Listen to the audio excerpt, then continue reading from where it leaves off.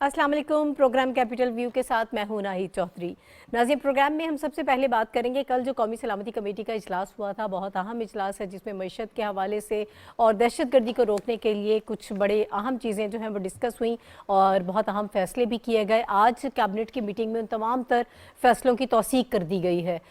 इसके अलावा आज का जो कैबिनेट मीटिंग है, ये इजलास भी बहुत अहम रहा। इसमें भी कुछ इंपॉर्टेंट चीज़ें जो सामने आई हैं, उसके मुताबिक एनर्जी क्राइसिस जो इस वक्त हम फेस कर रहे हैं उससे बचने के लिए एक प्लान बनाया गया है। एक मरबूत किस्म का, जामे किस्म का पहला जो प्लान है वो इस वक्त दिया जा रहा है और उसमें सबसे पहले तो ये है कि मार्केट्स वगैरह के लिए टाइम मुकर्रर किया गया है। जो मैरिज हॉल्स हैं उनके लिए टाइम मुकर्रर किया जा रहा है, 8:30 बजे तक का बताया जा रहा है। ये जैसे भी है वो चीज़ें जब आगे बढ़ेंगी तो मज़ीद उन लोगों को भी ऑन बोर्ड लिया जाएगा जो मार्केट के लोग हैं, जो ताजिर बिरादरी है, तो उसके मुताबिक फिर ये सारे फैसले किए जाएंगे।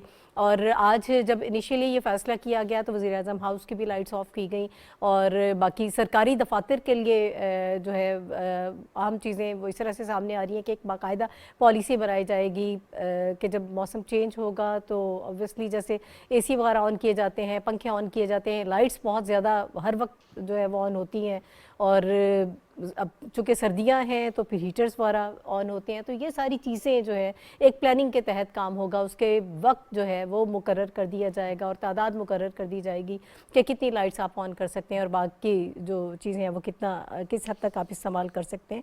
तो इससे काफ़ी बेहतरी आएगी और तवानाई की जो बचत है वो हो पाएगी। ये प्लान उससे कामयाब होगा। मज़ीद इसका क्या इम्पैक्ट होगा वो हम प्रोग्राम में बात करेंगे। और उसके अलावा अद्वियात के हवाले से पिछले काफ़ी दिनों से हम ये देख रहे थे, बल्कि पिछली हुकूमत से लेकर वो सारा जो मसला है अभी तक चल रहा था कि कीमतें बहुत ज़्यादा बढ़ा दी गई थी। अब आज ये फ़ैसला किया गया है कि इंसानी जान बचाने के लिए जो अहम अद्वियात हैं और उसके अलावा जो बीमारियाँ बहुत ज़्यादा लोग फेस करते हैं, जिसमें ब्लड प्रेशर है, आँखों के हवाले से जो बीमारी है उसमें जो अद्वियात इस्तेमाल होती हैं, कैंसर में इस्तेमाल होती हैं, ये शुगर वगैरह में जो इस्तेमाल होती हैं अद्वियात, उनकी 20 ऐसी अद्वियात हैं जिनमें 30% तक की कमी का ऐलान किया गया है। और इसके अलावा मज़ीद अद्वियात भी जो है वो इसमें शामिल की जाएंगी और उनकी भी कीमतों में कमी की जाएगी। ये एक बड़ा अच्छा फ़ैसला है जिससे आम आवाम जो है मुतासर हो रहे थे और उन डायरेक्ट जो है वो फ़ायदा होगा। पहले इसी पर हम बात कर लेते हैं, फिर कुछ और भी टॉपिक्स हमारे पास मौजूद हैं उनकी तरफ बढ़ेंगे। इस वक्त इस्लामाबाद स्टूडियोज़ में मुझे ज्वाइन कर रहे हैं रशीद साफ़ी साहब। साफ़ी साहब मारूफ तजियाकार हैं, सीनियर साफ़ी हैं। बहुत शुक्रिया साफ़ी साहब आपका हमें प्रोग्राम में वक्त देने के लिए। इनके साथ हमायूं खान साहब मौजूद हैं। हमायूं साहब भी मारूफ तजियाकार हैं। बहुत शुक्रिया हमायूं साहब हमें प्रोग्राम में ज्वाइन करने के लिए। और इसके अलावा लाहौर स्टूडियोज़ में हमें सलमान गनी साहब ज्वाइन कर रहे हैं। सलमान गनी साहब भी बहुत सीनियर सहाफ़ी हैं, बहुत मारूफ तजियाकार हैं। बहुत शुक्रिया सलमान गनी साहब सर आपका हमें प्रोग्राम में वक्त देने के लिए। तो मैं ये चाहती हूँ आप दोनों की इजाज़त से कि जो हमारे मेहमान हैं उनसे हम आगाज़ कर लेते हैं। सलमान गनी साहब की तरफ जाती हूँ। सर, आज जो तौसीक की गई, कल का जो कौमी सलामती कमेटी थी वहाँ पर जो फ़ैसले किए गए थे इजलास में, आज के अपने मीटिंग में उसकी तौसीक की गई है। बड़ी अहम चीज़ है। ऑब्वियसली ये सारी चीज़ें इंडिकेट करती हैं कि अस्करी क़यादत और हमारी जो दूसरी क़यादत है, सियासी क़यादत, वो सेम पेज पर हैं और दहशतगर्दी के हवाले से ख़ास तौर पर जो है एक मरबूत हिकमत अमली हमें इंशाअल्लाह आने वाले दिनों में देखेंगी। और जिस तरह से हम जो ऑपरेशन करने की बात की जा रही है कि टारगेटेड ऑपरेशन किए जाएंगे, फिर मईशत के हवाले से बड़े अहम फैसले जो हैं वो किए जा रहे हैं। आप पहले इसको रिस्पॉन्ड कर दीजिएगा, फिर जो आज की मीटिंग है उस पर हम आएंगे।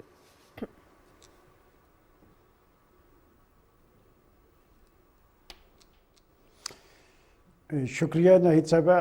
देखें, बात ये है कि ये दोनों इश्यूज़ ऐसे हैं जो पाकिस्तान के लिए बड़े चैलेंज की हैसियत रखते थे। एक तो मौशी सूरत हाल है और दूसरा दहशतगर्दी का रुझान। ये जो दहशतगर्दी की नई लहर आई थी, इसने एक दफ़ा फिर एक बड़ा सवालिया निशान खड़ा किया था। मैं समझता हूँ कि जैसे गुज़िश्ता रोज़ पाकिस्तान की इलेक्टेड लीडरशिप और पाकिस्तान की अस्करी क़यादत ने मिल बैठ कर कुछ फ़ैसले किए हैं जिस पे पाकिस्तान की काबीना ने उसकी अप्रूवल दी है कि जब भी आप बैठ कर सर जोड़ कर कोई फ़ैसले करते हैं, उन फ़ैसलों पर अगर उसी स्पिरिट के मुताबिक अमल दरामद हो تو یقیناً اس کے اچھے نتائج سامنے آتے ہیں. جہاں تک کہ معاشی صورتحال کی بات ہے، دیکھیں میں ہمیشہ سے یہ کہتا ہوں کہ معاشی صورتحال کا تعلق پاکستان سے ہے، پاکستان کے مفادات سے ہے، اس پہ سیاست کی کوئی گنجائش نہیں. اور المیہ یہ ہے کہ پچھلی ایک دہائی سے پاکستان کی معیشت کو بنیاد بنا کر ٹارگٹ کیا جا رہا ہے، اور ہمارے ہاں کچھ اہل سیاست ایسے بھی ہیں جنہیں اس معاملے پہ ذمہ دارانہ طرز عمل اختیار کرنے کی بجائے وہ قوم کو ڈراتے اور دھمکاتے نظر آتے ہیں کہ پاکستان شاید ڈیفالٹ کر جائے گا. میرا نہیں خیال کہ ایسا کوئی خطرہ موجود ہے. میرا خیال پاکستان کے اہل سیاست کو اس حوالے سے ذمہ داری کا ثبوت دینا چاہیے اگر ان کے مفادات پاکستان اور پاکستانی قوم کے ساتھ ہیں. جہاں تک کہ دہشت گردی کی بات ہے، دیکھیں دہشت گردی کی جنگ بنیادی طور پہ پاکستان کی جنگ نہیں تھی، یہ امریکہ کی جنگ تھی، اور پاکستان کی سیکورٹی فورسز نے اور پاکستان کی سیاسی جماعتوں اور پاکستان کی الیکٹڈ حکومت نے ایک نیشنل ایکشن پلان بنایا تھا. بہت حد تک اس کی اسپرٹ کے مطابق عمل درآمد بھی ہوا، ایک ٹھہراؤ بھی آیا، لیکن یہ نئی لہر جو ہے یہ خطرے سے خالی نہیں ہے. اس لیے کہ ہم جب یہ کہتے تھے کہ ہمارے ہمسایہ ملک افغانستان، اور افغانستان میں امن اور استحکام کے حوالے سے پاکستان کا ایک بڑا پازیٹیو رول رہا ہے، اور دنیا نے پاکستان کے اس رول کو سراہا ہے. ہم نے اس میں سہولت کار کا فرض ادا کیا تھا، ہم نے مذاکرات یقینی بنائے تھے، اس لیے کہ افغانستان میں امن اور استحکام ہوگا اور وہ سرزمین ہمسایہ ممالک کے خلاف استعمال نہیں ہوگی. میں سمجھتا ہوں کہ یہ بات اچھی ہے کہ جو فیصلہ کیا گیا ہے کہ آج سے چند ماہ پہلے سابقہ حکومت کے دور میں وہ جو ٹی ٹی پی سے مذاکرات کی بات کی گئی تھی، دیکھیں جو آئین پاکستان کے تحت مذاکرات پہ نہیں آتا ان کے ساتھ مذاکرات نہیں ہو سکتے، اور اگر اس طرح کا ایلیمنٹ ہتھیار نہیں ڈالتا تو پھر ان کے خلاف جو ریاست کی ریٹ ہے اسے بروئے کار لانا چاہیے. میں سمجھتا ہوں فیصلہ درست کر لیا گیا ہے، ایک لائن ڈرا کی گئی ہے کہ جو بھی ریاست کی ریٹ پہ اثر انداز ہوگا اس کے خلاف ریاستی طاقت استعمال کی جائے گی. میرا خیال اس فیصلے کے پیچھے پاکستان کے عوام کی تائید بھی حاصل ہے. ٹھیک ہے. اچھا صافی صاحب، اسی پر تھوڑی سی میں چاہتی ہوں کہ آپ اپنی رائے بھی دے دیں کہ ایک لائن ڈرا کر لی گئی ہے کہ جو بھی ریاست کے ریٹ کے خلاف جائے گا اس کے خلاف آپریشن ہوگا، اور وہ چاہے دہشت گردی کے حوالے سے ہو یا پھر اتنا ہی پیرللی بہت امپورٹنٹ ہمارے لیے ہماری اکانومی بھی ہے. جو لوگ پروپیگنڈا کر رہے ہیں اکانومی کے حوالے سے اور انٹرنیشنل لیول پر پاکستان کے لیے غلط قسم کی خبریں پھیلا رہے ہیں، بڑی سبکی بھی ہے اور اس میں ہمیں بہت نقصان بھی ہے، تو ان کے خلاف بھی آپریشن ہوگا. جی بالکل ناہید، آپ بالکل درست کہہ رہی ہے کہ معیشت اور دہشت گردی کا اس کا ایک دوسرے کے ساتھ ایک بہت ہی قریبی جو ہے تعلق ہے.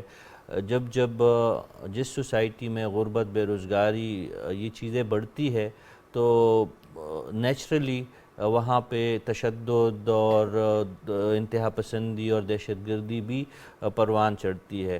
تو یہ چیزیں جو ہے امن و امان کی کیفیت جہاں پہ ٹھیک نہیں ہو ان علاقوں میں یا ان ملکوں میں پھر ظاہر ہے کہ معاشی مسائل بھی جنم لیتے ہیں. پاکستان کو بھی کچھ ایسی صورتحال کا سامنا ہے کہ ایک جانب ہماری معیشت جو ہے دن بدن نیچے جا رہی ہے، اور اس کے ساتھ ساتھ اب میں بار بار یہ بات کہتا ہوں کہ سرحدی پٹی میں تو یہ آگ کافی پرانی ہے، لیکن اب اس آگ کی تپش دیگر شہروں میں اور پورے پاکستان میں محسوس کی جا رہی ہے.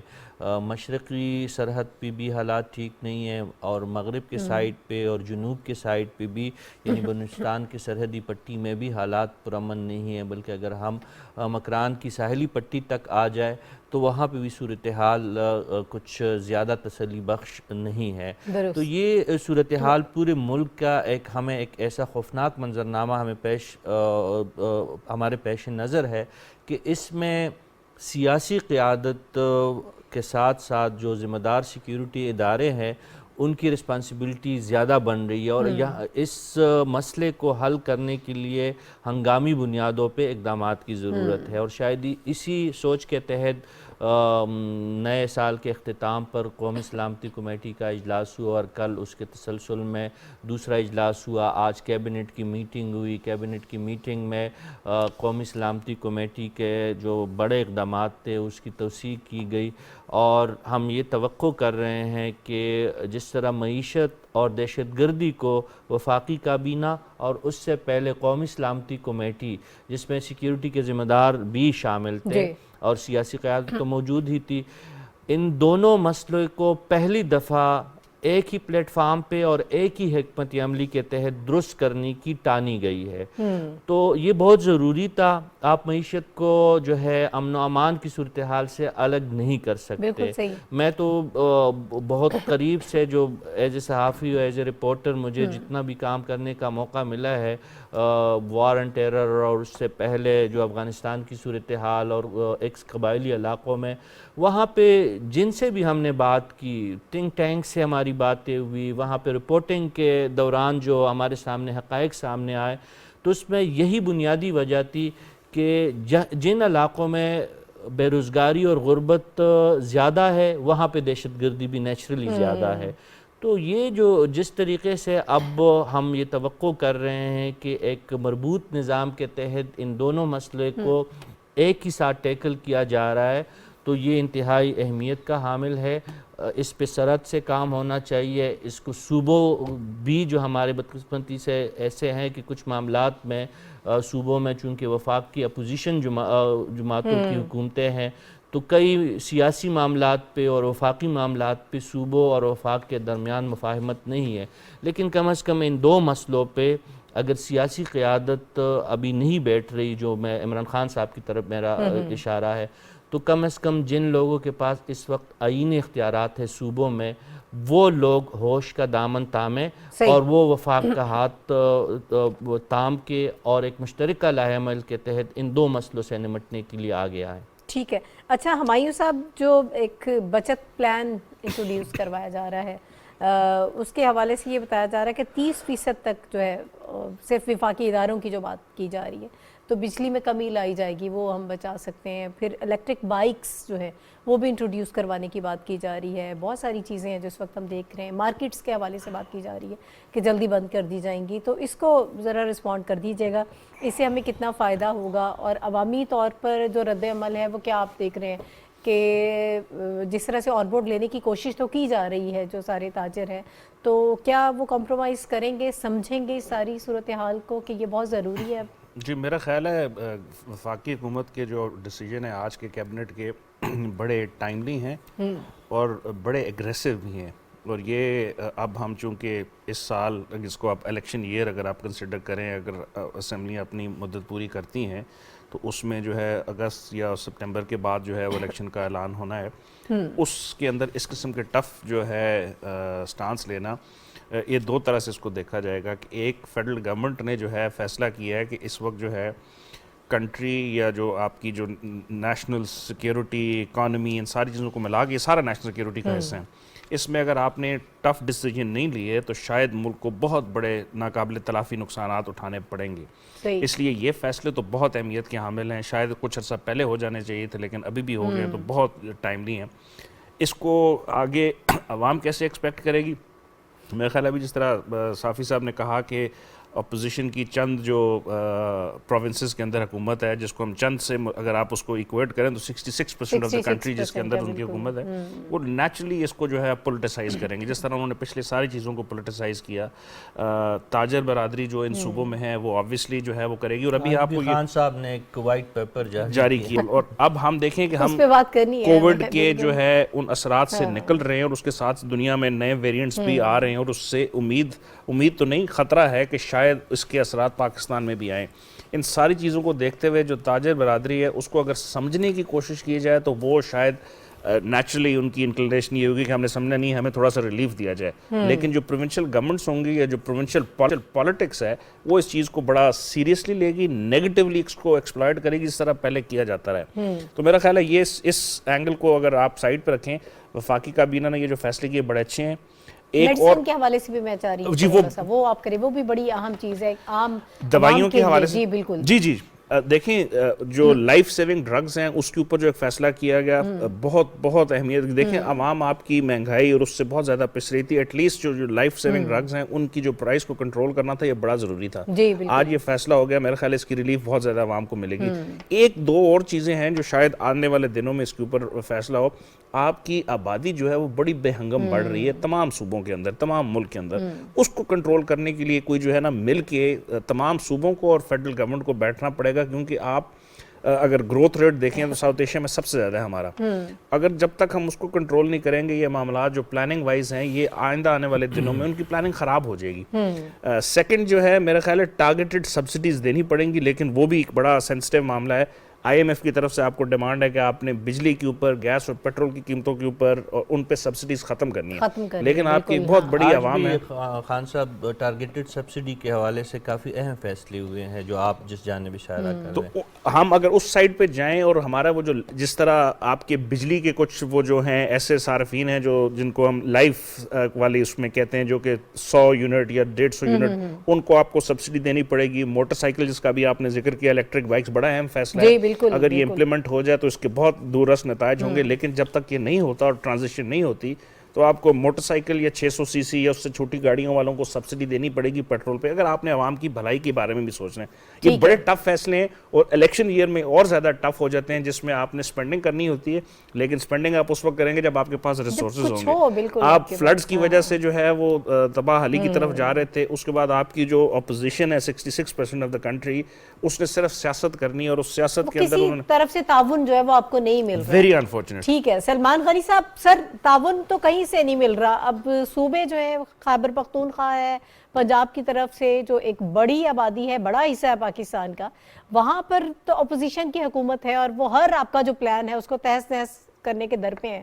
پھر اس سارے سیناریوں میں وائٹ پیپر جو جاری کیا جاتا ہے پاکستان تحریک انصاف کی جانب سے, اس کی کیا اہمیت رہ جاتی ہے؟ اس کی آپ کیسے دیکھ رہے ہیں اس کو؟ مریم اورنگزیب صاحبہ نے آج اس کو رسپونڈ تو کیا, انہوں نے کہا کہ پاکستان 6.1% کی شرح سے ترقی کر رہا تھا جب پاکستان مسلم لیگ نون کی حکومت تھی اور 3% مہنگائی تھی. اب حالات دیکھ لیں کہ کس حد تک اس میں بڑی ہے. آپ نے بھی, انہوں نے کہا کہ بجلی کی قیمتوں میں, گیس کی قیمتوں میں اضافہ کیا, تو یہ سب کام تو آپ بھی کرتے رہے.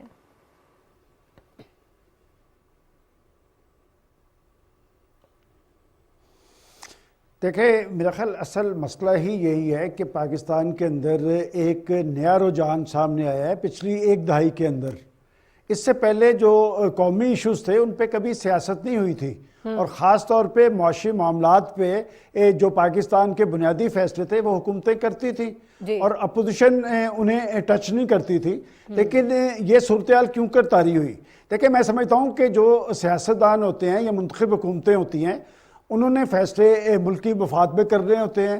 ابھی آپ نے ذکر کیا 2 ایشوز کا, میں اس کا حوالہ دینا ضروری سمجھتا ہوں.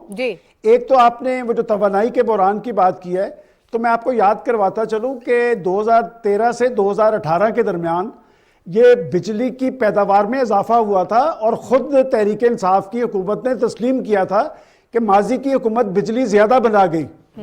اور دوسری بات, وہ جو دوائیوں کی آپ نے بات کی ہے کہ 30 ادویات کی قیمتوں میں کمی ہے, تو آپ ذرا یاد کریں کہ جب تحریک انصاف کی گورنمنٹ کا سب سے پہلا سکینڈل آیا تھا جس میں وزیر صحت آپ کے پنڈی کے تھے عامر قیانی صاحب, ان کو سیک کیا گیا تھا, 450 ارب کا ٹکا لگا تھا اس میں, اور انہیں منسٹری سے ہٹا دیا گیا تھا. لیکن آپ بدقسمتی دیکھیں کہ زندگی بچانے والی ادویات پر بھی سکینڈل آیا, اور وہ شخص آج اس پارٹی کا سیکرٹری جنرل ہے. میں سمجھتا ہوں کہ آپ وائٹ پیپرز بات ہے کہ آپ اپنے طرز عمل سے بتائیں, آپ کے بڑے کریڈٹس کیا ہے کہ آپ نے تو پاکستان کے اندر سیاسی تبدیلی لے کے آنی تھی, آپ نے پاکستان میں 1 کروڑ جابز لانی تھی, آپ نے 50 لاکھ گھر تعمیر کرنے تھے, آپ نے گورننس کا خواب یقینی بنانا تھا, آپ نے انتظامی معاملات میں اصلاحات لانی تھی. میرا خیال ہے مناسب یہ ہوتا کہ اگر وہ اپنی حکومت کے کریڈٹس بتاتے. دیکھیں تنقید کرنا بہت آسان ہے, اور اپنی کارکردگی بتانے کے لیے ان کے پاس کچھ نہیں تھا. میں سمجھتا ہوں کہ آج پاکستان جس لہج پہ کھڑا ہے, میں کسی ایک کو ذمہ دار نہیں ٹھہرانا چاہتا. ایک طرف ہم نیوکلیئر پاکستان ہے اور دوسری طرف ہم کشکول لے کے پھر رہے ہیں. تو میں سمجھتا ہوں کہ جس طرح آپ نے کیبنٹ کے فیصلوں کا ذکر کیا ہے, یہ حکومت کا فرض ہے کہ عمران خان صاحب کو بھی مذاکرات میں اور ڈائیلاگ میں شامل کیا جائے اور پاکستانی قوم کو بتایا جائے. دیکھیں پرائم منسٹر شہباز شریف صاحب کا ایک کریڈٹ تو ہے کہ انہوں نے بطور اپوزیشن لیڈر پارلیمنٹ کے اندر صلح کا ہاتھ بڑھایا تھا. انہوں نے کہا تھا کہ ہم آپ کے ساتھ تعاون کریں گے اقتصادی معاملات پہ, لیکن ان کا ہاتھ جھٹک دیا گیا تھا. اور اب 3 دفعہ انہوں نے نیشنل ڈائیلاگ کی بات کی ہے. وہ کہتے ہیں کہ ہم ان کے ساتھ بیٹھنے کے لیے تیار ہیں. میرا خیال قوم کو اپنے اندر جان پیدا کرنی چاہیے کہ آخر وہ کون سا ایلیمنٹ ہے جو پاکستان کے اندر ایشوز پر قومی اتفاق رائے نہیں ہونے دے رہا. اور جو صوبوں کی حکومت کی آپ نے بات کی ہے, دیکھیں صوبوں کو جب وفاق اتنے وسائل دیتا ہے تو صوبوں کو ذمہ داری لینی پڑے گی. آخری بات, وہ جو انرجی بحران پہ آپ نے دکانداروں کی, میرا خیال حکومت نے کوئی بڑا لوڈ نہیں ان پہ ڈالا کہ 8 ساڑھے 8 بجے دکانیں بند ہوں گی, 10 بجے وہ جو میرج ہال ہے وہاں پر بندش ہوگی, اور یہ دنیا بھر کے اندر 9 بجے سے 6 بجے تک تجارت ہوتی ہے. یہ صرف پاکستان کے اندر ہے کہ ساری رات یہ سلسلہ جاری رہتا ہے. تو میرا خیال ہے کہ یہ پلان تو درست بنایا ہے, اصل مسئلہ پلان پر عمل درآمد کا ہے اور تاجروں کو پابند کرنا چاہیے. ٹھیک ہے, بالکل صحیح آپ کہہ رہے ہیں. صافی صاحب, ایک تو وائٹ پیپر کے حوالے سے اگر آپ اس میں کچھ ایڈ کرنا چاہیں, میرا خیال ہے کچھ آپ کہنا چاہ رہے ہیں, پھر مجھے آگے بڑھنا ہے اگلے ٹاپک کی طرف. جی بالکل, وائٹ پیپر کے حوالے سے جو سرسری طور پہ ابھی میں نے اس کو دیکھے, اس میں کئی کنٹراڈکشنز ہے, اس میں اعداد و شمار جو ہے وہ بالکل غلط ہے. خان صاحب کو جو بتایا گیا انہوں نے وہی چیز اس میں مینشن کر دیا. اور سلمان غنی صاحب درست کہہ رہے تھے کہ جان بچانے والی ادویات کے حوالے سے پاکستان کی ہسٹری کے سب سے بڑے 2 سکینڈل سامنے آئے تھے, عامر کیانی صاحب کے زمانے میں, اور اس کے بعد جو ہے کرونا کے زمانے میں ڈاکٹر ظفر مرزا. دونوں کا تعلق جو تھا وہ پاکستان تحریک انصاف سے تھا. اس حکومت یہ جو ہے یہ ابھی جو ادویات کی قیمتیں کم ہوئی, یہ بلا شبہ ہم کہہ سکتے کہ اونٹ کے منہ میں زیرے کے مترادف ہے. لیکن ایٹ لیسٹ اگر ان ریسیشن کے زمانے میں جب سپلائی اور ڈیمانڈ میں اتنا بڑا فرق ہے, اور ہم جانتے ہیں کہ خام ادویات کے حوالے سے پاکستان کی جو ادویہ ساز کمپنیاں ہیں وہ کتنی مشکلات کا اس وقت ان کو سامنا ہے, اس کے باوجود اگر 20-30 دوائیوں کی قیمت میں بڑھانے کی بجائے اس میں کمی آئی ہے تو یہ غنیمت ہے. اور بھی بہت کچھ کرنا ہوگا. جس طرح معین خان صاحب پہلے کہہ رہے تھے کہ سبسڈیز جو ہے اس کو ٹارگیٹڈ ہونا چاہیے. مراعات یافتہ طبقات کے لیے بالکل سبسڈیز نہیں ہونے چاہیے, کیونکہ IMF اور ورلڈ بینک ان چیزوں کو الاؤ بھی نہیں کرتا. ایون انہیں ٹارگیٹڈ سبسڈیز پہ بھی مسئلے مسائل ہے, لیکن آٹے پہ, دالوں پہ اور پیٹرولیم کے مصنوعات جو کم صارفین جو کم مقدار میں استعمال کرنے والے صارفین ہیں, ان کے لیے ضرور ٹارگیٹڈ سبسڈیز کا جو یہ سلسلہ ہے یہ بند نہیں ہونا چاہیے, اس کو آگے بڑھنا چاہیے. میں ایڈ کروں گا پی ٹی آئی کے وائٹ پیپر کے پوائنٹ آف ویو سے کہ ایک چیز جس کا انہوں نے اس کے اندر اظہار نہیں کیا وہ یہ ہے کہ 3 سال اور 8 مہینے یا 9 مہینے جو ان کی حکومت تھی, ان 3.5 سالوں میں یا 3.25 سالوں میں جو قرضہ لیا گیا لوکل بینک سے اور انٹرنیشنل جو انسٹیٹیوشن ہیں ان سے, وہ 45,000 ارب کا تھا. اور یہ وہ قرضہ ہے جو پچھلے 60 سالوں کے اندر اتنا قرضہ سارا نہیں لیا گیا, اگر آپ صرف اس کو ریشو وائز دیکھیں. اب اور اس قرضے کے آپ نے جو واپس کرنے ہیں فیصلے, اچھا اور پھر اس کے بعد جو ایک اور بہت بڑا نقصان ہوا وہ جو سی پیک کا فیز 2 تھا جس نے سٹارٹ ہونا تھا, اسپیشل اکنامک زونز بننے تھے, اس پہ کام سلو ہو گیا. اور پھر ہم نے دیکھا آئندہ پچھلے کچھ مہینوں میں جو چینی کمپنیز کی میٹنگ ہوئی پرائم منسٹر کے ساتھ, اس میں انہوں نے کھل کے اظہار کیا کہ پچھلی گورنمنٹ نے کیا.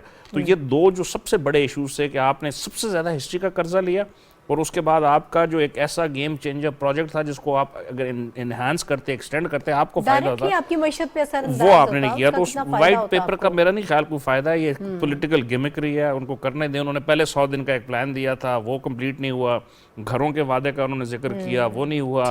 نوکریوں کا انہوں نے ذکر کیا, اور وہ بالکل ایک فیکچول فگر نہیں ہے, یہ ایک ہوا کے اندر ایک فگر دے رہے ہیں کہ ہم نے اتنی نوکریاں دے دیں, پتہ نہیں کہاں سے دی انہوں نے. والا, وہ سونامی والا, وہ کتنے دعوے تو بہت سارے آپ سنتے رہیں. اچھا ابھی تھوڑا سا آگے بڑھتے ہیں, کچھ اور چیزیں جن پر نہیں ہیں. وزیر اعظم شہباز شریف صاحب جو پاکستان مسلم لیگ نون کے صدر ہیں, انہوں نے پارٹی کی تنظیم نو کی جو ذمہ داری ہے وہ مریم نواز صاحبہ کے سپرد کر دی ہے. وہ سینئر نائب صدر ہیں پارٹی کی, اور پارٹی کو پوری کو وہ ری آرگنائز کریں گی. بڑی یہ اہم ذمہ داری ہے جو ان کو سونپی گئی ہے, اور تنظیمی معاملات سنبھالنے کا یقیناً وہ ایک قابلیت بھی ہے ان کے اندر, تجربہ بھی رکھتی ہیں. تو اس کے مطابق ہی ان کو یہ سارا جو ہے یہ سلسلہ ہم دیکھنے میں آ رہا ہے, اور ان کو یہ عہدہ دیا گیا ہے. اس کا آگے جا کر کیا فائدہ ہوگا, کتنا اہم فیصلہ ہے پارٹی کے حوالے سے, اینڈ نو ڈاؤٹ ہم جانتے ہیں ان کی شخصیت کے حوالے سے کہ ایک کرزما تو ہے، وہ کراؤڈ پولر بھی ہیں، اور انہوں نے اپنی والدہ مرحومہ کے لیے بھی ضمنی الیکشن میں کیمپین کی تھی NA 120 سے، اور وہ نشست انہوں نے جیت بھی لی تھی، اور اس کے بعد بھی جب نواز شریف صاحب ملک سے باہر رہے تو اس سارے معاملے کو وہ جس طرح سے آگے لے کر بڑھتی رہی ہیں، اور پاکستان مسلم لیگ نون کو انہوں نے جس طرح سے زندہ کیا ہے، جس طرح سے ریوائیول دیکھنے میں آیا ہے، تو اس کا کریڈٹ جو ہے وہ انہی کو ہی جاتا ہے۔ وہی واحد شخصیت ہیں کہ جو اتنا بھرپور طریقے سے کام کر رہی ہیں اپنی پارٹی کے لیے۔ ابھی سلمان غنی صاحب، سب سے پہلے تو میں یہ چاہتی ہوں کہ اس فیصلے کے حوالے سے ہمیں بتائیے گا کہ پارٹی یہ کتنا اہم فیصلہ ثابت ہوگا، مریم نواز صاحبہ جیسی شخصیت جو ہے وہ اب پارٹی کو ری آرگنائز کرے، اور وہ سینئر نائب صدر بھی ہیں پارٹی کی، کیا فائدہ ہوگا پارٹی کو اس سے؟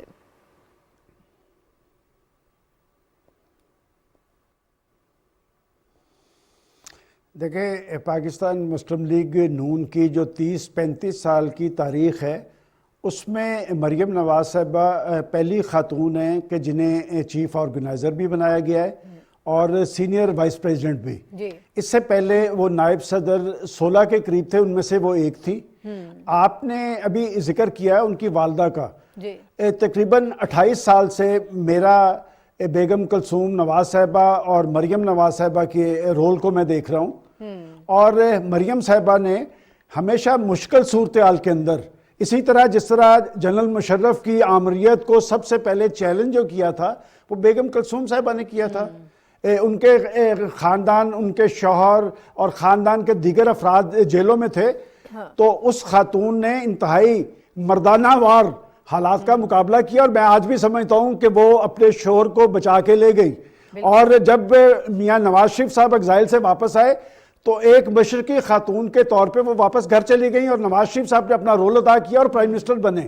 جہاں تک مریم نواز صاحبہ کی بات ہے، دیکھیں میں آپ کو یہ کچھ عرصہ پہلے کی بات ہے کہ عمران خان صاحب کی جب حکومت آئی، اور میں یہ ریکارڈ کی بات آپ کو بتا رہا ہوں کہ سب سے پہلے مریم نواز صاحبہ نے انہیں چیلنج کیا تھا، خاص طور پہ مہنگائی، بے روزگاری، غربت کے حوالے سے۔ اس وقت تک آپ کو یاد ہوگا کہ کہا گیا کچھ لوگوں کی جانب سے کہ 100 دن نہ بولیں، پھر کہا گیا 6 ماہ نہ بولیں، پھر کہا، لیکن مریم نواز صاحبہ نے بڑی جرأت سے باہر نکل کر وہ مسائل زدہ لوگوں کی آواز بنی۔ اور ناہید صاحبہ، میں یہ بھی حوالہ دیتا چلوں کہ خود اپنی حکومت کے دوران بھی مریم صاحبہ کو میں نے تعریف کرتے نہیں دیکھا، اس لیے کہ ایک مشکل صورتحال کے اندر شہباز شریف صاحب نے حکومت لی تھی، اور مہنگائی کا رجحان تو رہا، اور میں آپ کو یاد ہوگا کہ مریم صاحبہ نے پیٹرولیم کی قیمتوں پہ اضافہ پہ رد عمل بھی ظاہر کیا تھا، اور مفتاح اسماعیل صاحب کو کہا تھا کہ آپ اپنے اس طرز عمل پہ نظر ثانی کریں۔ اور اس لیے کہ نواز شریف صاحب، میں اور ایک آپ کو حوالہ دیتا چلوں کہ خود میاں نواز شریف صاحب کے والد محترم میاں شریف صاحب نے، نواز شریف صاحب جب چیف منسٹر بنے تھے، ان کو کہا تھا کہ نواز کبھی کچن کی 7 چیزیں مہنگی نہ ہونے دینا، اس لیے کہ لوگوں کا پیٹ بھرتا رہے گا تو تمہارے لیے کوئی خطرہ نہیں ہوگا۔ میں سمجھتا ہوں کہ مریم نواز صاحبہ کو اب جس صورتحال کے اندر یہ تنظیمی رول دیا گیا ہے، یہ بھی ایک مشکل صورتحال ہے، اس لیے کہ حکومت دفاعی محاذ پہ کھڑی ہے، اور پاکستان مسلم لیگ نون بہرحال ایک سیاسی قوت ہے، اور میں آج کی صورتحال میں سمجھتا ہوں کہ مریم نواز صاحبہ جب آئے گی، جنوری کے آخر میں ان کے آنے کا پروگرام ہے، تو ان کی پارٹی کے اندر جو ایک مایوسی کی کیفیت ہے اس کا ازالہ کرنے کی وہ صلاحیت رکھتی ہے، وہ لوگوں کی آواز بنے گی، وہ اپنی پارٹی کو بھی متحرک بنائے گی، اور خاص طور پہ یہ جو ملکی حالات ہیں، آنے والے انتخابات ہیں، اور خاص طور پہ نواز شریف صاحب کی واپسی سے پہلے یہ فیصلے جو ہیں یہ پاکستان مسلم لیگ نون کی سیاست کے حوالے سے اہم ہوں گے۔ حکومتی محاذ شہباز شریف صاحب کے پاس ہے، اور جماعتی محاذ جو ہے وہ مریم نواز صاحبہ کے پاس ہے، وہ کس حد تک ڈیلیور کر پائیں گی یہ آنے والے دنوں میں پتہ چل جائے گا۔ ٹھیک ہے، صافی صاحب آپ کی رائے اس پر کیا ہے؟ انہوں نے ووٹ کو عزت دو کا بیانیہ بھی ہم سب جانتے ہیں کہ وہ انہوں نے انٹروڈیوس کروایا تھا، اور اس پر انہوں نے بڑا کام بھی کیا۔ پھر سلمان غنی صاحب جو ہیں بیگم کلثوم نواز صاحبہ کی بات کر رہے ہیں کہ انہوں نے نواز شریف صاحب کی عدم موجودگی میں جس طرح سے مردانہ وار جنگ کی، لڑائی کی، اور جس طرح سے انہوں نے جو ان کا جائز حق تھا وہ انہوں نے چھین لیا۔ اب مریم نواز صاحبہ کی شخصیت کے حوالے سے آپ کیا کہتے ہیں؟ کیا کمپیریزن کرتے ہیں؟ آپ کو لگتا ہے کہ اس چیلنجنگ صورتحال میں وہ بھی اسی طرح سے آئیں گی سامنے؟ جی دیکھیں، جب پاکستان کی سیاسی تاریخ مرتب ہوگی تو اس میں جن خواتین نے انتہائی مشکل صورتحال میں پاکستانی سیاست میں مثبت کردار ادا کیا اور اپنی بے باکی اور اپنی جس کو بہادری کو ثابت کیا، ان میں فاطمہ جناح سے لے کر محترمہ بینظیر بھٹو کی ہم بات کریں، بیگم نسیم کی ہم بات کریں، اس سے پہلے جو آپا نثار جو تھی، احسن اقبال صاحب کی جو والدہ صاحبہ تھی مسلم لیگ نون میں، ان خواتین کی جدوجہد کا اگر ہم ذکر نہیں کریں گے تو یہ زیادتی ہوگی، اور اس کا تسلسل پھر ہمیں ایک جھلک اس وقت نظر آئی جب مشرف کے سخترین آمریت میں بیگم کلثوم نواز صاحبہ نے جس جوانمردی کا اور جس بہادری کا مظاہرہ کیا، وہ واقعی ایک گھریلو خاتون جو اس کا کوئی سیاست سے جب تک ان کے شوہر جلاوطن نہیں تھے اور پابند سلاسل نہیں تھے، اس وقت سے پہلے ان کے سیاست میں کوئی کردار نہیں رہا تھا، انہوں نے جس انداز سے پارٹی کو سنبھالا، اپنے شوہر اور اپنے دیور کو جو حوصلہ ان کے لیے وہ بنی، وہ تاریخ کا حصہ ہے۔ اس پہ سلمان غنی صاحب نے بات کی، اور سلمان غنی صاحب بہت زیادہ راز و نیاز کی باتیں بھی جانتے ہیں، تو اس پہ میرے خیال میں زیادہ بات کرنے کی ضرورت نہیں ہے۔ اس کے بعد پھر ہم نے دیکھا کہ مریم نواز صاحبہ، وہ بھی ان کا بھی سیاست میں براہ راست کوئی کردار نہیں تھا۔ جب ان کے والد صاحب زیر عتاب دوبارہ آئے تو جس طریقے سے انہیں قید و بند کی صحبتی برداشت کی، بلکہ بڑے بڑے مرد ہم نے دیکھے اس زمانے میں، اس سے پہلے بھی اور دور حاضر میں بھی، جو جیل کا نام سن کے ان کے پسینے چھوٹ جاتے بلکہ وہ رونے پہ آ جاتے، لیکن ایک بیمار والد کے سامنے وہ جیل کے سلاخوں کے پیچھے گئی، اور انہوں نے انتہائی بہادری سے اس وقت کی جو عمران خان صاحب کی جو دور حکومت میں جو سختیاں جھیلی، وہ بھی اب تاریخ کا حصہ ہے۔ اور پھر ہم نے یہ بھی دیکھا کہ اس سے پہلے ووٹ کو عزت دو کے بیانیہ کو جس طریقے سے وہ پبلک میں آگے بڑھی، تو وہ بھی ایک مثالی کردار تھا ان کا۔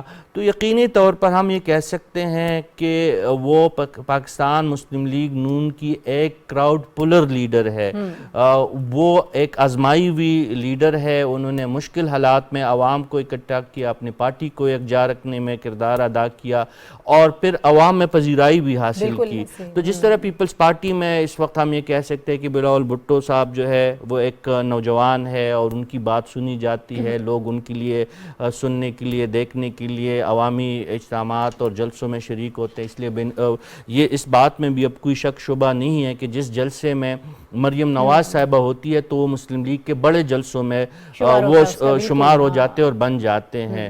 جس طرح عمران خان صاحب کا ایک اپنی ان کی ایک شخصیت کا ایک اعجاز ہے، یا ان کا ایک طریقہ کار ہے کہ وہ ان کے جلس و جلوسوں میں لوگ زیادہ آتے ہیں، تو مسلم لیگ نون کے ساتھ ایک بڑا سرمایہ ہے، کراؤڈ پلر ہے۔ ان کو جو ہے نہ صرف ایڈمنسٹریٹیولی اور تنظیمی طور پر پارٹی کو چلانے کا اب ہم نے دیکھ لیا کہ وہ بھی ایک سلیقہ ہے ان کے پاس، اور دوسرا ان کے عوامی مزاج کا پتہ ہوتا ہے۔ تو یہ اگر واقعی آنے والے دنوں میں عنقریب ہم اگر انتخابی ایک اس میں مرحلے میں جاتے ہیں تو یہ مسلم لیگ نون کے لیے ایک بوسٹر ثابت ہو سکتا ہے۔ اگر ان کے والد صاحب کسی مرحلے آتے ہیں اور وہ خود اب اگر انتخابی مہم کو لیڈ کریں گی تو یقینی طور پر مسلم لیگ نون کو تنظیمی طور پر فائدہ ہوگا۔ یعنی ایک بڑا سرمایہ تو اپنی پارٹی کے لیے وہ ہے۔ What's your take on it؟ جی ایبسولوٹلی، اس میں کوئی دو رائے نہیں ہے۔ دیکھیں اگر آپ ان کا پولیٹیکل کیریئر دیکھیں اور ایکٹیولی اگر آپ دیکھیں تو یہ 2016-17 کے بعد سے وہ پراپر ایکٹیو سیاست میں ہی، پہلے بھی 11 یا 13 میں بھی ان کا ایک سیریمونیل رول تھا۔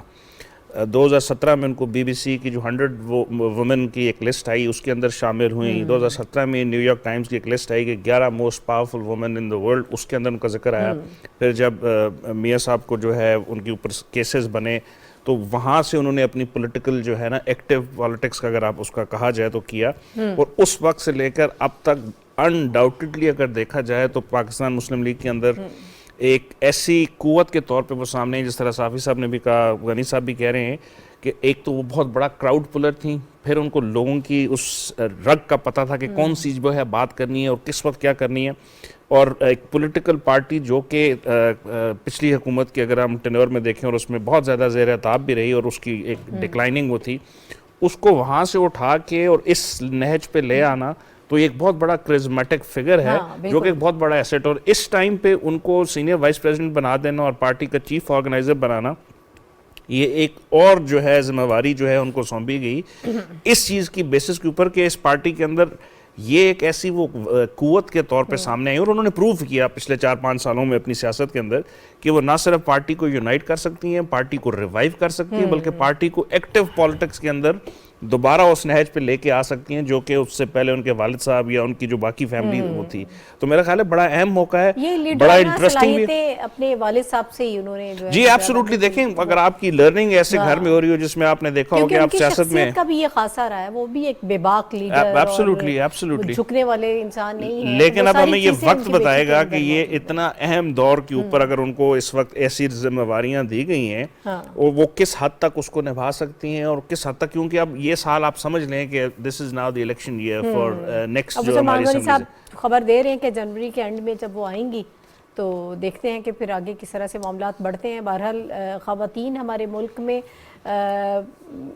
اگر یہ بات کی جائے کہ ہر جگہ پر ایک جنگ لڑ رہی ہیں، اپنی بقا کی جنگ لڑ رہی ہیں، اور اسی دوران جو ہماری سیاست میں خواتین سرگرم ہیں، اس وقت سر فہرست جو ہمیں نام نظر آ رہا ہے وہ مریم نواز شریف صاحبہ کا نظر آ رہا ہے کہ وہ نہ صرف اپنے لیے بلکہ پارٹی کے لیے خاص طور پر جس طرح سے ایک بڑے سرمایہ کے طور پر ابھری اور پارٹی کو جس طرح سے ریوائیو کیا ہے، یہ کم مثالیں ملتی ہیں.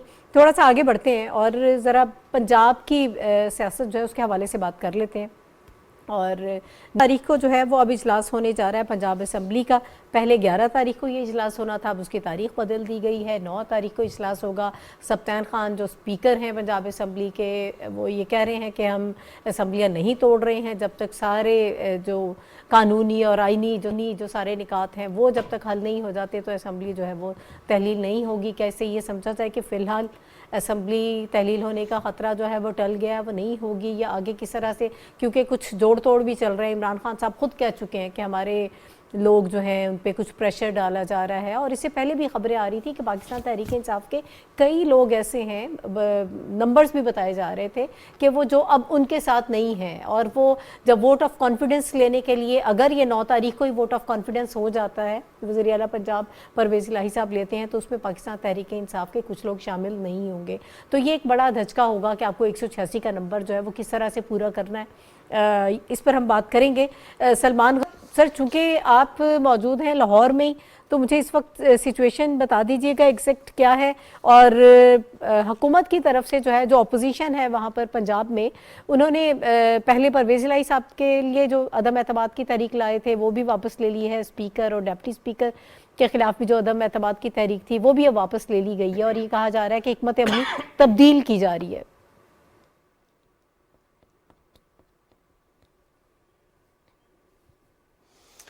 دیکھیں ناہید صاحبہ، یہاں پر ایک نفسیاتی جنگ چل رہی ہے، اور پہلا فیز جو تھا یہ اعتماد کے ووٹ کے لیے اس لیے کہا گیا تھا کہ پاکستان مسلم لیگ نون اور اس کے اتحادی یہ نہیں چاہتے تھے کہ اسمبلی ٹوٹے، اور اسمبلی نہ توڑنے کے عمل میں غیر اعلانیہ طور پہ چودھری پرویز الہی صاحب بھی شامل تھے، خود تحریک انصاف بھی شامل تھی، اور عمران خان صاحب اسمبلیاں توڑنے کے در پہ تھے.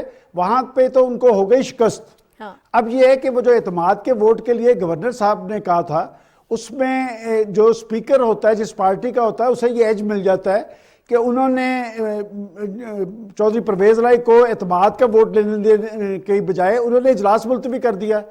اب آپ نے جو یہ کہا کہ جو انہوں نے جو عدم اعتماد کی تحریک اسپیکر اور ڈپٹی اسپیکر کے خلاف کیوں کر واپس لی، وہ اس لیے واپس لیا ہے کہ یہ عدم اعتماد اور ڈپٹی اسپیکر کے خلاف جو عدم اعتماد ہے یہ سیکرٹ بیلٹ پہ ہے، اور یہ 186 اراکین اعتماد کے ووٹ کے لیے بھی ضرورت ہے اور عدم اعتماد کے لیے بھی 186 کی ضرورت ہے.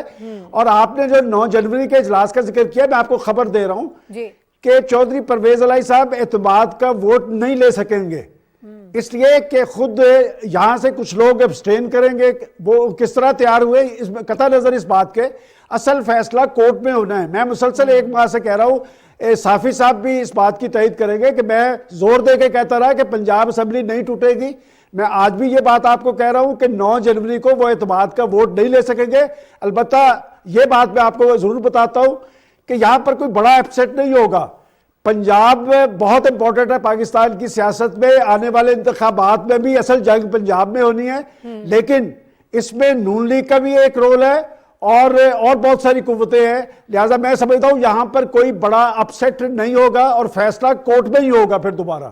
اچھا, آپ یہ کہنا چاہ رہے ہیں کہ بہت بڑا اپسیٹ نہیں ہوگا, تو اس سے یہ سمجھا جائے کہ پرویز الہی صاحب بھی جو ہیں وہی رہیں گے وزیر اعلیٰ؟ سلمان غنی صاحب, میں آپ کی ذہانت کو داد دیتا ہوں. چلیں جی صافی صاحب. جی میں آپ کی ذہانت کو داد دیتا ہوں, آپ نے جو سوال اٹھایا ہے. ٹھیک ہے صافی صاحب, اسی بات کو میرا خیال ہے اس پہ بالکل کامنٹ سلمان کرنا چاہ رہے غنی ہیں. صاحب کی خبریں بہت جو ہے درست ہوتی ہے اور ان کے انفارمیشن جو ہوتی ہے, میں اس بات کا گواہ ہوں کہ یہ باتیں آن دا ریکارڈ ہے سلمان غنی صاحب کی کہ ان کا موقف بہت کلیئر تھا کہ اسمبلیہ جو ہے خان صاحب, صوبائی اسمبلیہ خان صاحب کے کہنے کے مطابق جو ان کا دعویٰ تھا کہ نہیں ٹوٹیں گی. حالانکہ ہمارے کچھ سینئر ساتھی تھے وہ اس بات سے متفق نہیں ہو رہے تھے, لیکن آج وہی ہوا اور سلمان صاحب کی خبر وہ درست ثابت ہوئی ہے. اور جب ابھی جو دوسری breaking news P T V کو اور آپ کے شو میں سلمان غنی صاحب نے جو دی ہے, وہ خبر بھی مجھے یقین ہے کہ وہ خبر بھی درست ثابت ہوگی. اور ان کی پنجاب کی سیاست اور قومی سیاست پہ ہمیشہ سے بہت گرفت رہی ہے, تو اس پہ تو مزید بات کرنے کی میرے خیال میں سلمان غنی صاحب کی موجودگی میں مجھے کوئی ضرورت ہی نہیں ہے. سلمان غنی صاحب بہت بہتر جانتے ہیں. لیکن ایک بات طے ہے کہ اسمبلیہ جو ہے چلتی رہے گی, اور جو اس وقت صوبائی سطح پہ اور مرکزی سطح پہ جو سیٹ اپس ہے وہ برقرار رہیں گے. اسی وجہ سے سبطین خان صاحب یہ بات کر رہے ہیں ذرا گھما پھرا کے کہ نہیں ہم اسمبلی نہیں تحلیل کر پا رہے. اب انہیں نظر آ رہا ہے کہ ایسا ہو نہیں سکتا, اور اعتماد کا ووٹ بھی جو کہا جا رہا ہے دیکھیں چاہ تو کوئی نہیں رہا, ماں سوائے عمران خان صاحب کے علاوہ سبطین خان صاحب سے لے کر پرویز الہی صاحب تو کسی صورت نہیں چاہتے, بلکہ عام ممبران جو ہے وہ بھی نہیں چاہتے. پرویز الہی صاحب کی باتیں آن دا ریکارڈ ہے کہ انہوں نے یہی ہمیں بتایا ہے کہ 99% جو ہے پی ٹی آئی کے اراکین بھی نہیں چاہتے کہ پنجاب اسمبلی یا کے پی کی اسمبلی, اور کے پی میں بھی یہی صورتحال ہے. محمود خان صاحب خود جو ہے اپوزیشن کے لوگوں کے ساتھ رابطے میں ہیں, اور وہ اس تاثر اس عمل سے بچنے کی ہر ممکن کوشش کر رہے ہیں کہ کے پی کی اسمبلی بھی پنجاب کی اسمبلی کے بعد ہی تحلیل ہو یا برقرار ہو. ان کی بھی یہ بالکل کوئی خواہش ہی نہیں ہے کہ یہ اسمبلیہ جو ہے قبل از وقت تحلیل ہو. اور اس کے ساتھ ساتھ خان صاحب خود دہائیاں دے رہے ہیں کہ ان کے اپنے لوگ جو ہے پی ٹی آئی کے 3 ایم پی ایس کے بارے میں تو خود کنفرم کر رہے ہیں کہ وہ پرویز الہی کو اعتماد کا ووٹ نہیں دیں گے. تو یہی جو سلمان صاحب کہہ رہے ہیں کہ وہ اعتماد کا ووٹ حاصل کرنے کے قابل نہیں رہے. گورنر نے جب ان کو کہا ہے, ان کو ایڈوائز کی ہے کہ اعتماد کا ووٹ لے کر اپنی اکثریت حاصل کرے, تو ظاہر ہے انہوں نے بھی کوئی اسسمنٹ کی ہوگی. جن چیزوں میں مسلم لیگ نون اور پی ڈی ایم سمجھ رہی تھی کہ انہیں اس میں شکست ہو سکتی ہے, اس میں ہزمیت کا سامنا ہو سکتا ہے, ان تینوں کو انہوں نے واپس لے لیا. تحریک عدم اعتماد سی ایم کے خلاف, اسپیکر کے خلاف, ڈپٹی اسپیکر کے خلاف. لیکن عدم اعتماد کی تحریک جو ہے عدم اعتماد کے حوالے سے اب بھی گورنر اپنے سٹانس پہ قائم ہے. اب تو یہ بات جب 9 جنوری کو جب سماعت شروع ہوگی تو کورٹ کا بھی ڈیسیجن اس میں بہت اہم ہے. لیکن یہ جو لوگ جہاں جہاں پہ بیٹھے پرانی تنخواہ پہ کام کریں گے اور سسٹم اسی طرح برقرار رہے گا. ہمایوں صاحب آپ بھی اتفاق کرتے ہیں, کیسے ہی لگ رہا ہے؟ جی یہ دونوں جو سینئر تجزیہ کار ہیں ان کی باتوں سے اتفاق کرتے ہوئے میں صرف اس بات کو تھوڑا سا آگے بڑھاؤں گا کہ کتنے افسوس کی بات ہے کہ ہماری جو لیجسلیشن ہے یا جو لیجسلیٹو اسمبلیز ہیں یہ اپنے فیصلے خود نہیں کر پاتی، اور معاملہ جس طرح سلمان غنی صاحب کہہ رہے ہیں ایونچولی کورٹ میں ڈیسائیڈ ہوگا، تو میرا خیال ہے کہ جمہوریت کے لیے جو ہے کوئی اچھی اور خوشائن بات نہیں، اور یہ پی ٹی آئی کو سمجھنے کی بات ہے کہ جس صوبے میں ان کی حکومت ہے اور وہ آئے تھے گرانے فیڈرل گورنمنٹ کو، اور پھر وعدہ کر کے کہ اپنی حکومت کو میں گراؤں گا، اور وہ بھی گرانے پانے کی جو ہے ان کی کیپیسٹی ہم نے دیکھ لی. تو بڑا افسوسناک بات ہے کہ یہ جمہوریت جس کو پروان چڑھانے کے لیے پورا ایک سیٹ اپ بیٹھا ہوا ہے وہ خود ہی اس کے پے در پہ ہے کہ کسی طرح ہم سے یہ بات نہ کیجیے اور کورٹ فیصلہ کرے. اور اب ان کو یہ بھی نہیں لگ رہا کہ الیکشن جس طرح سے وہ چاہتے تھے ان کی مرضی کے مطابق ہو پائے گا، وہ بھی نہیں ہوں گے، اور ان کی وہ جو پاپولیرٹی کا وہ جو تھا اب اپنے آپ کو ریلیونٹ رکھنے کے لیے وہ ایشوز کی تلاش میں ہے کہ وہ جو جتنے انہوں نے یو ٹرنز لیے حکومت کے اندر حکومت کے باہر بھی، اب میرا خیال ہے یو ٹرنز بھی ان کے پاس ختم ہو گئے اور اب ایک سیدھی ایک سڑک ہے جس کے اوپر کوئی یو ٹرن نہیں ہے. اب انہوں نے فیصلہ کرنا ہے کہ اس پہ کہاں تک اور کس رفتار سے جانا ہے، تو وہ اپنے آپ کو صرف ریلیونٹ رکھنے کے لیے جو جذباتی فیصلے کیے اس سے خود ہی اپنے آپ کو وہ بند گلی میں لے گئے. بہرحال پروگرام کا وقت ختم ہو گیا ہے. سلمان غنی صاحب ہمارے ساتھ موجود تھے، رشید صافی صاحب اور ہمایوں خان صاحب، آپ تینوں بہت شکریہ. ناظرین کل انشاءاللہ دوبارہ آپ سے ملاقات ہوگی. پروگرام دیکھنے کا بہت شکریہ. اللہ حافظ.